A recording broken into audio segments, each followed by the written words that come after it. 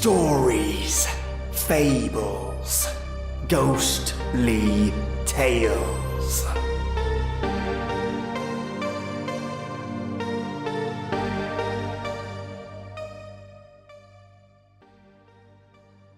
Our protagonist walks the fine line of sanity and madness.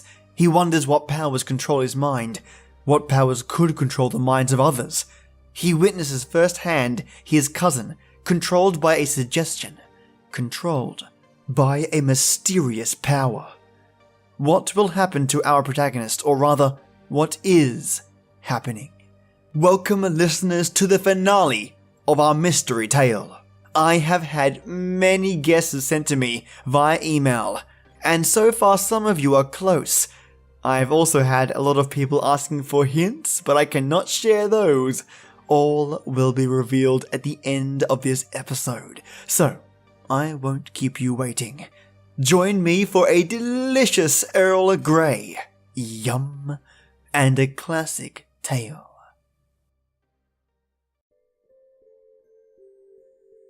I knew that she was very rich, and so I continued. What? Has not your husband 4,000 francs at his disposal? Come, think. Are you sure that he commissioned you to ask me for them?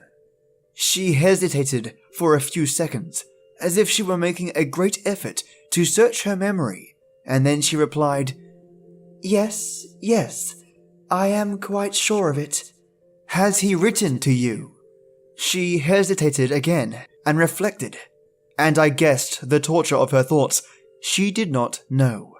She only knew that she was to borrow 5,000 francs off me for her husband. So she told a lie.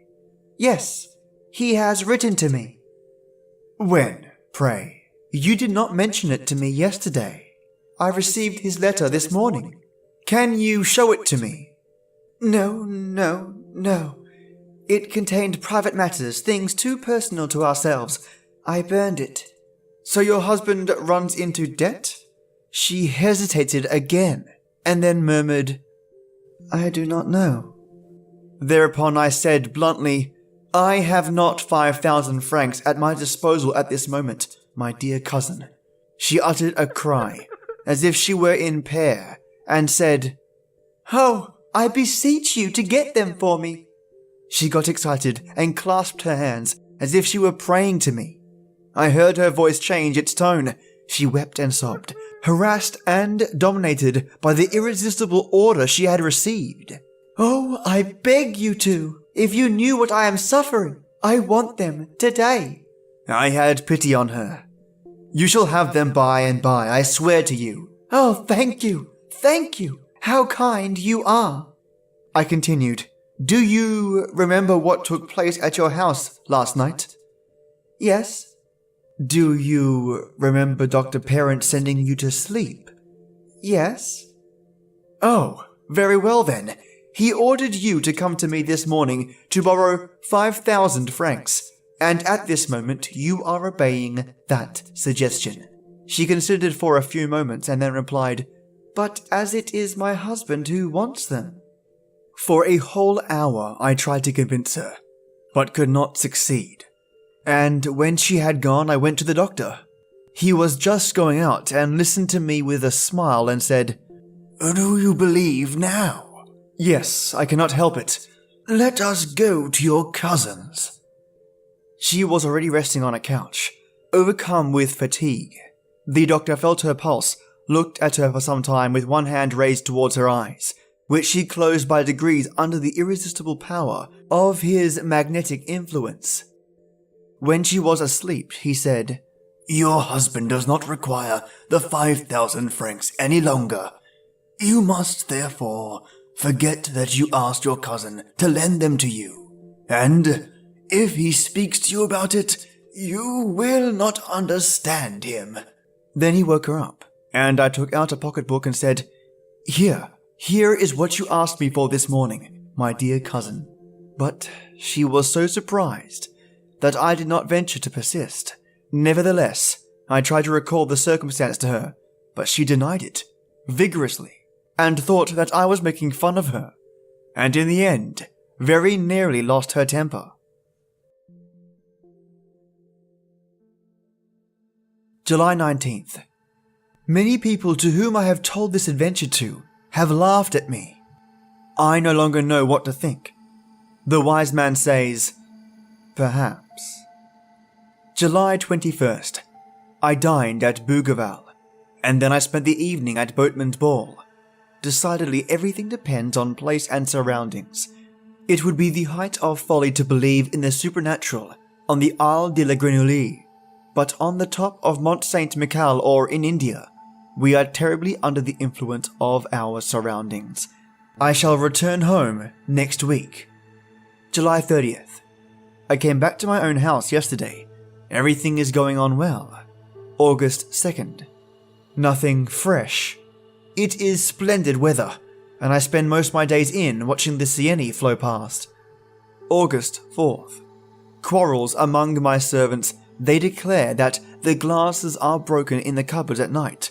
The footman accuses the cook. She accuses the needlewoman, and the latter accuses the other two. Who is the culprit?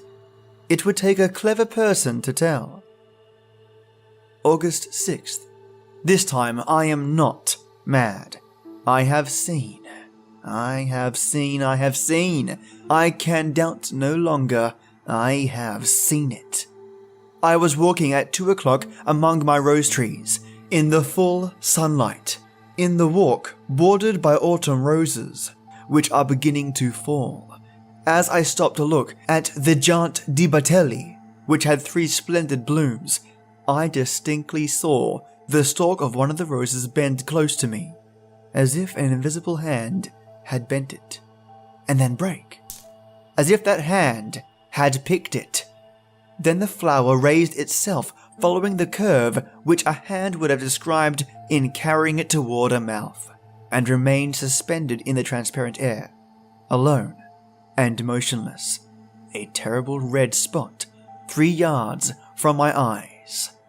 In desperation, I rushed at it to take it. I found nothing. It had disappeared. Then I was seized with furious rage against myself, for it is not wholesome for a reasonable and serious man to have such hallucinations. But was it a hallucination? I turned to look for the stalk, and I found it immediately under the bush, freshly broken, between the 2 other roses which remained on the branch. I returned home, then, with a much disturbed mind. For I am certain now, certain as I am of the alternation of day and night, that there exists, close to me, an invisible being who lives on milk and on water, who can touch objects, take them and change their places, who is, consequently, endowed with a material nature, although imperceptible to sense, and who lives as I do, under my roof. August 7th. I slept tranquilly. He drank the water out of my decanter, but did not disturb my sleep. I ask myself whether I am mad. As I was walking just now in the sun by the riverside, doubts as to my own sanity arose in me. Not just vague doubts I have had hitherto, but precise and absolute doubts. I have seen mad people, and I have known some who were quite intelligent, lucid, even clear-sighted in every concern of life except on one point. They could speak clearly, readily, profoundly on everything, till their thoughts were caught in the breakers of their delusions, and went to pieces there. They were dispersed and swamped in that furious and terrible sea of fogs and squalls which is called madness. I certainly should think that I was mad, absolutely mad, if I were not conscious that I knew my state, if I could not fathom it and analyze it with the most complete lucidity. I should, in fact, be a reasonable man, laboring under a hallucination. Some unknown disturbance must have been excited in my brain. One of those disturbances which psychologists of the present day try to note and to fix precisely. And that disturbance must have caused a profound gulf in my mind. and in the order and logic of my ideas. Similar phenomena occur in dreams and led us through the most unlikely phantasmagoria without causing us any surprise, because our verifying apparatus and our sense of control have gone to sleep, while our imaginative faculty wakes and works. Was it not possible that one of the imperceptible keys of the cerebral fingerboard had been paralyzed in me? Some men lose the recollection of proper names or of verbs or of numbers or merely of dates in consequence of an accident. The localization of all the avenues of thought has been accomplished nowadays. What, then, would there be surprising in the fact that my faculty of controlling the unreality of certain hallucinations should be destroyed for the time being? I thought of all this as I walked by the side of the water. The sun was shining brightly on the river and made earth delightful, while it filled me with love for life, for the swallows whose swift agility is always delightful in my eyes, for the plants by the riverside whose rustling is a pleasure to my ears. By degrees, however, an inexplicable feeling of discomfort seized me. It seemed to me as if some unknown force were numbing and stopping me, were preventing me from going further and were calling me back. I felt that painful wish to return that comes on you when there is a beloved left at home, and are seized by a presentiment that he is worse. I, therefore, returned despite of myself, feeling certain that I should find some bad news awaiting me, a letter or a telegram. There was nothing, however, and I was surprised and uneasy, more so than if I had had another fantastic vision. August 8th. I spent a terrible evening yesterday. He does not show himself anymore, but I feel that he is near me, watching me, looking at me, penetrating me, dominating me, and more terrible to me when he hides himself thus than if he were to manifest his constant and invisible presence by supernatural phenomena. However, I slept. August 9th. Nothing but I am afraid. August 10th. Nothing but what will happen tomorrow. August 11th. Still nothing. I cannot stop at home with this fear hanging over me and these thoughts in my mind. I shall go away. August 12th. 10 o'clock at night. All day long I have been trying to get away and have not been able. I contemplated a simple and easy act of liberty, a carriage ride to Rouen, and I have not been able to do it. What is the reason? August 13th. When one is attacked by certain maladies, the springs of our physical being seem broken, our energies destroyed, our muscles relaxed, our bones to be as soft as our flesh, and our blood as liquid as water. I am experiencing the same in my moral being. In a strange and distressing manner, I have no longer any strength, any courage, any self-control, nor even any power to set my own will in motion. I have no power left to will anything, but someone does it for me, and I obey. August 14th. I am lost. Somebody possesses my soul and governs it. Somebody orders all my acts, all my movements, all my thoughts. I am no longer master of myself, nothing except an enslaved and terrified spectator of things which I do. I wish to go out. I cannot. He does not wish to. And so I remain trembling and distracted in the armchair in which he keeps me sitting. I merely wish to get up and to rouse myself so as to think that I am still master of myself. I cannot. I am riveted to my chair, and my chair adheres to the floor in such a manner that no force of mine can move us. Then suddenly, I must go to the foot of my garden to pick some strawberries and eat them. And I go there, I pick the strawberries and I eat them. Oh my God! My God, is there a God? If there be one, deliver me, save me, succor me, pardon me, pity, mercy, save me. Oh, what sufferings, what tortures, what horror. August 15th. Certainly this is the way in which my poor cousin was possessed and swayed when she came to borrow 5,000 francs of me. She was under the power of a strange will which had entered into her like another soul, a parasitic and ruling soul. Is the world coming to an end? But who is he, this invisible being that rules me? This unknowable being, this rover of a supernatural race? Invisible beings exist, then. How is it, then, that since the beginning of the world, they have never manifested themselves in such a manner as they do to me? I have never read anything that resembles what goes on in my house.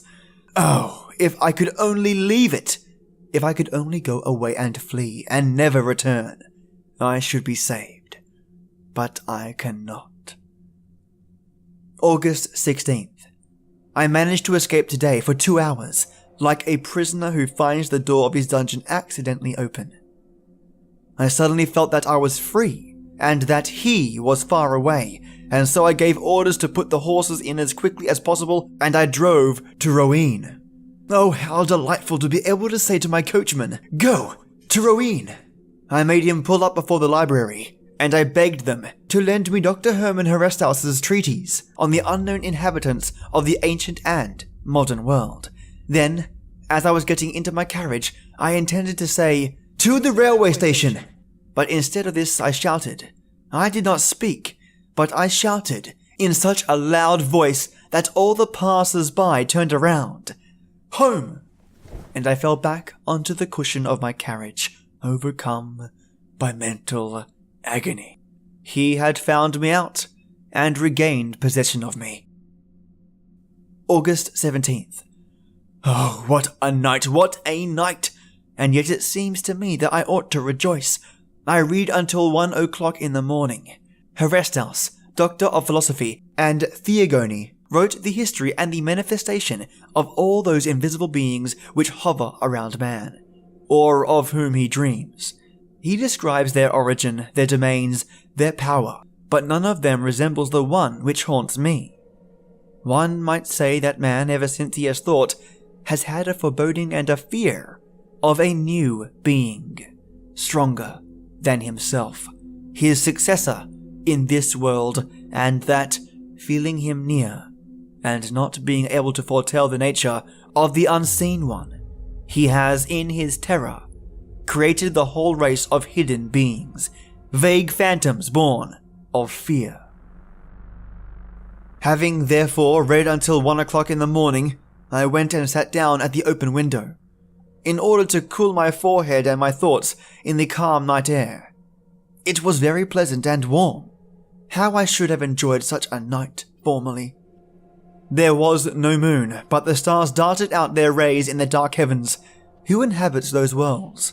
What forms, what living beings, what animals are there yonder? Do those thinkers in those distant worlds know more than we do? What can they do more than we? What do they see, which we do not? Will not one of them, some day or other, traversing space, appear on our earth to conquer it? Just as formerly the Norsemen crossed the sea in order to subjugate nations feebler than themselves. We are so weak, so powerless, so ignorant, so small. We, who live on this particle of mud which revolves in liquid air. I fell asleep, dreaming thus in the cool night air, and then, having slept for about 3/4 of an hour, I opened my eyes without moving, awakened by an indescribably confused and strange sensation. At first I saw nothing, and then suddenly it appeared to me as if a page of the book, which had remained open on my table, turned over of its own accord. Not a breath of air had come in at my window, and I was surprised and waited. In about 4 minutes, I saw, yes, I saw with my own eyes, another page lift itself up and fall down on the others, as if a finger had turned it over. My armchair was empty, appeared empty, but I knew that he was there and sitting in my place, and that he was reading. With a furious bound, the bound of an enraged wild beast that wishes to disembowel its tamer, I crossed my room to seize him, to strangle him, to kill him. But before I could reach it, my chair fell over as if somebody had run away from me. My table rocked, my lamp fell and went out, and my window closed as if some thief had been surprised and had fled out into the night, shutting it behind him. So he had run away. He had been afraid. He afraid of me. So tomorrow, or later, some day or other, I should be able to hold him in my clutches and crush him against the ground. Do not dogs occasionally bite and strangle their masters? August 18th. I have been thinking the whole day long. Oh yes, I will obey him, follow his impulses, fulfill all his wishes, show myself humble, submissive, a coward. He is the stronger, but an hour will come. August 19th. I know all. I have just read the following in the Revue du Monde Scientifique. A curious piece of news comes to us from Rio de Janeiro. Madness, an epidemic of madness, which may be compared to that contagious madness which attacked the people of Europe in the Middle Ages, is at this moment raging in the province of São Paulo. The frightened inhabitants are leaving their houses, deserting their villages, abandoning their land, saying that they are pursued, possessed, governed like human cattle by invisible, though tangible beings, by a species of vampire, which feeds on their life while they are asleep, and which, besides, drinks water and milk without appearing to touch any other nourishment. Professor Don Pedro Henriquez, accompanied by several medical savants, has gone to the province of São Paulo in order to study the origin and the manifestations of this surprising madness on the spot, and to propose such measures to the emperor as may appear to him to be most fitted to restore the mad population to reason. I remember now that fine Brazilian three-master which passed in front of my windows as it was going up the Siene on the 8th of last May. I thought it looked so pretty, so white and bright. That being was on board of her, coming from there where its race sprang from. And it saw me. It saw my house, which was also white, and he sprang from the ship onto the land. Oh, good heavens! Now I know I can divine. The reign of man is over and he has come. He, whom disquieted priests exorcised, whom sorcerers evoked on dark nights without seeing him appear. He, to whom the imaginations of the transient masters of the world lent all the monstrous or graceful forms of gnomes, spirits, genii, fairies, and familiar spirits. After the coarse conceptions of primitive fear, men more enlightened gave him a truer form. Mesmer divined him, and 10 years ago, physicians accurately discovered the nature of his power, even before he exercised it himself. They played with that weapon of their new lord, the sway of mysterious will over the human soul, which had become enslaved. They called it mesmerism, hypnotism, suggestion, I know not what.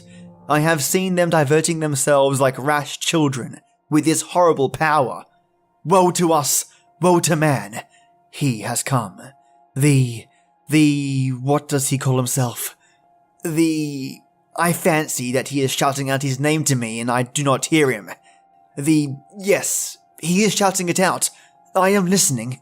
I cannot repeat it. Horla. I have heard. The Horla. It is he, the Horla.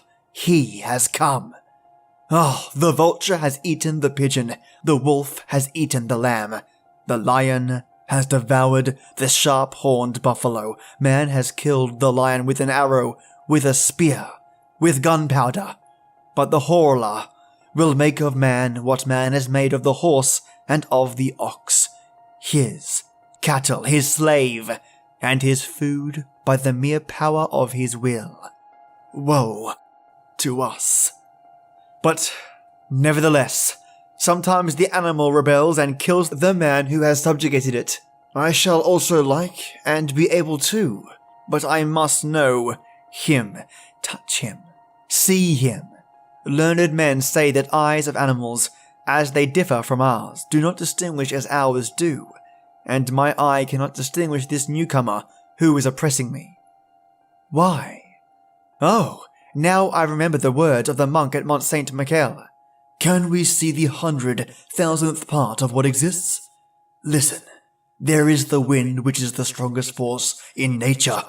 It knocks men down, blows down buildings, uproots trees, raises the sea into mountains of water, destroys cliffs, and casts great ships onto the breakers. It kills, it whistles, it sighs, it roars. Have you ever seen it? And can you see it? It exists for all that, however. And I went on thinking, my eyes are so weak, so imperfect, that they do not even distinguish hard bodies if they are as transparent as glass. If a glass without quicksilver behind it were to bar my way, I should run into it, just like a bird which has flown into a room breaks its head against the window panes. 1,000 things, moreover, deceive a man and lead him astray. How then is it surprising that he cannot perceive a new body which is penetrated and pervaded by the light? A new being. Why not? It was assuredly bound to come. Why should we be the last? We do not distinguish it, like all the others created before us. The reason is that its nature is more delicate, its body finer and more finished than ours. Our makeup is so weak, so awkwardly conceived. Our body is encumbered with organs that are always tired, always being strained like locks that are too complicated. It lives like a plant, and like an animal nourishing itself with difficulty on air, herbs and flesh. It is a brute machine, which is a prey to maladies, to malformations, to decay. It is broken-winded, badly regulated, simple and eccentric, ingeniously yet badly made, a coarse and yet a delicate mechanism. In brief, the outline of a being which might become intelligent and great. There are only a few, so few, stages of development in this world, from the oyster up to man. Why should there not be one more, when once that period is accomplished, which separates these successive products, one from the other? Why not one more? Why not, also, other trees with immense splendid flowers, perfuming whole regions? Why not other elements besides fire, air, earth, and water? There are four, only four, nursing fathers of various beings. What a pity! Why should not there be 40, 400, 4,000? How poor everything is, how mean and wretched, grudgingly given, poorly invented, clumsily made. The elephant and the hippopotamus, what power! And the camel, what suppleness! But the butterfly, you will say, a flying flower. I dream of one that should be as large as 100 worlds, with wings whose shape, beauty, colours, and motion I cannot even express. But I see it. It flutters from star to star, refreshing them and perfuming them with the light and harmonious breath of its flight.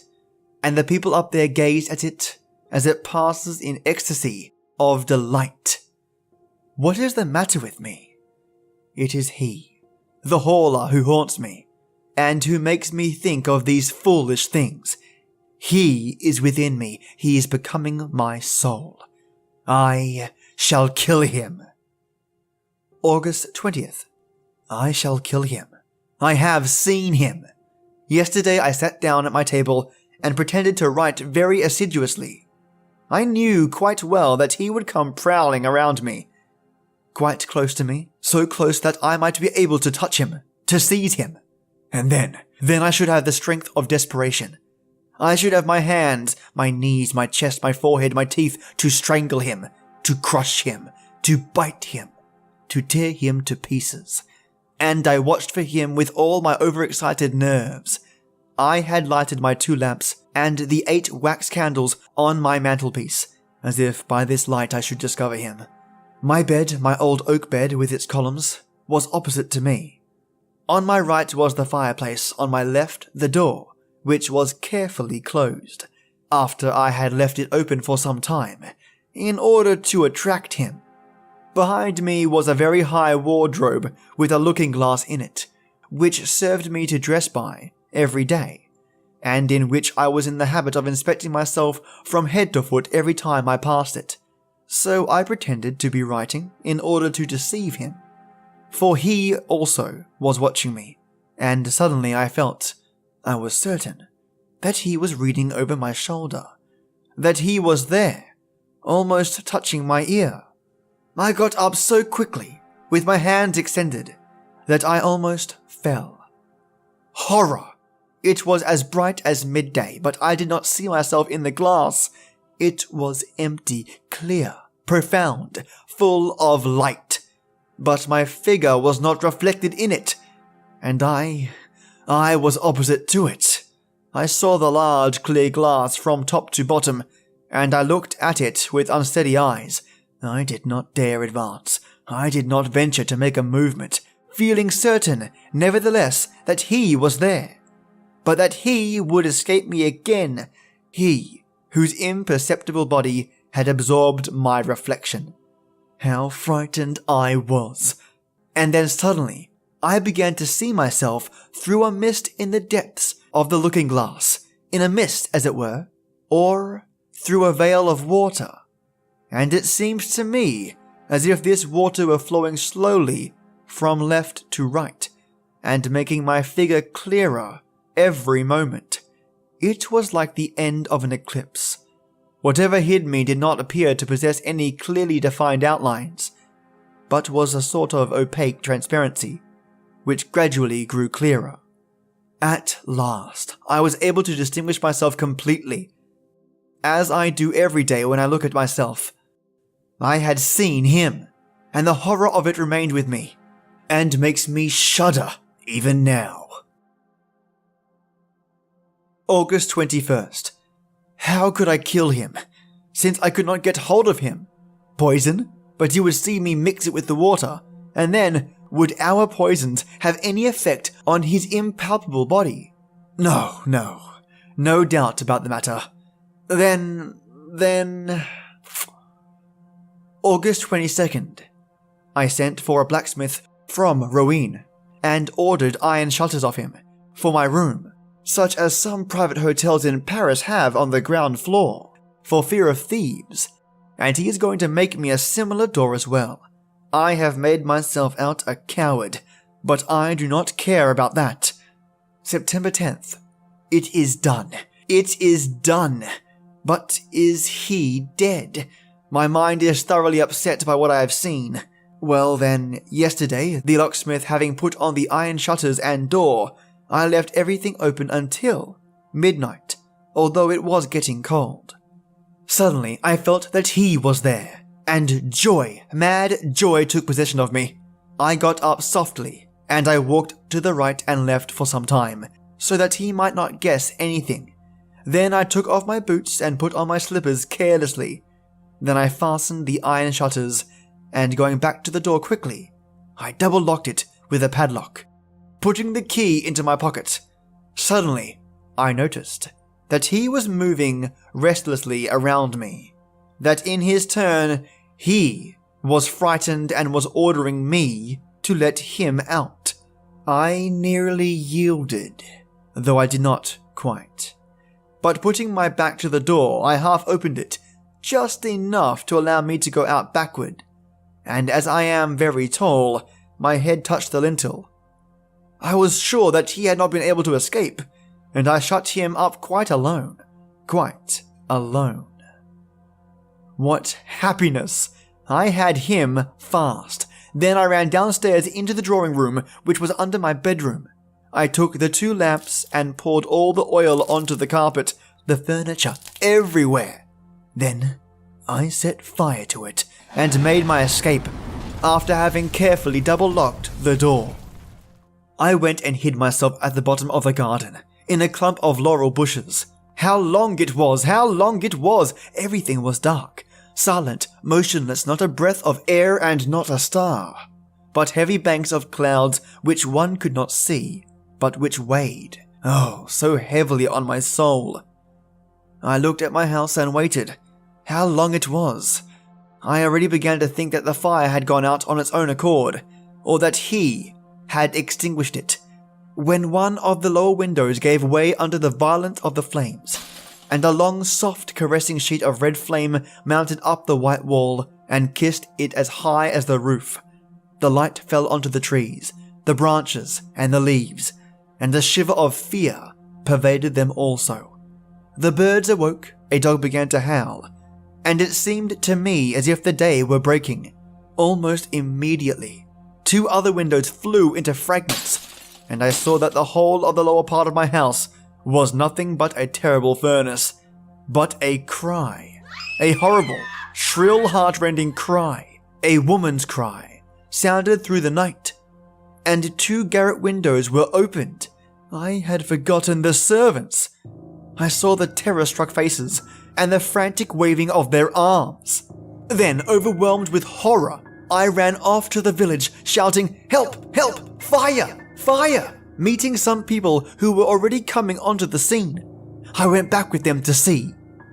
By this time the house was nothing but a horrible and magnificent funeral pile, a monstrous pyre which lit up the whole country, a pyre where men were burning, and where he was burning also. He my prisoner, that new being the new master, the Horla. Suddenly, the whole roof fell in between the walls, and a volcano of flames darted up to the sky.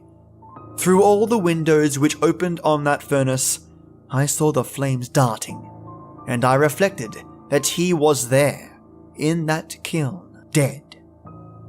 Dead, perhaps.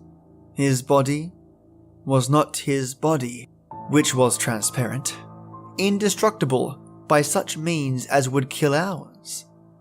If he were not dead, perhaps time alone has power over that invisible and redoubtable being. Why this transparent, unrecognizable body, this body belonging to a spirit, if it also had to fear ills, infirmities, and premature destruction? All human terror springs from that. After man, the Horla. After him who can die every day, at any hour, at any moment, by any accident, he came. He who was only to die at his own proper hour and minute, because he had touched the limits of his existence. No, there is no doubt about it. He is not dead. Then I suppose I must kill myself. And thus concludes the mysterious classic tale, The Horla, by Guy de Maupassant. Ah yes, The Horla, an old tale, in fact 131 years old, brought to your lovely ears. Did you like the story? I love the ideas it explored, for example the creature versus the illness.